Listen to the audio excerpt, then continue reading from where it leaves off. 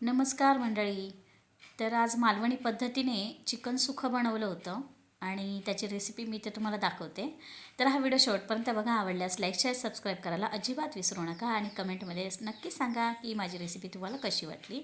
तर खडे मसाले सगळे भाजून घेतले आणि मिक्सरला पेस्ट करून घेतली, थोडीशी जाडसर लावून घेतली.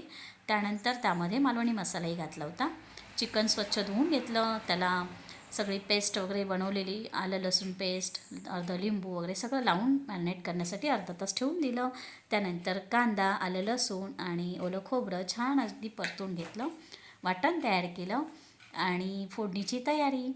तर फोडणीमध्ये तेल, त्यानंतर बारीक चिरलेला कांदा आणि मॅरिनेट केलेलं चिकन. तर अशा प्रकारे चिकन बनवून बघा, खूप छान चव येते आणि एकदम सुखं होतं. हे बघा, मी पाणी अजिबात घातलं नव्हतं. आता त्यामध्ये वाटण घातलं आहे, थोडंसं चवीनुसार मीठ आणि कोथिंबीर. व्हिडिओ शेवटपर्यंत पाहिल्याबद्दल धन्यवाद.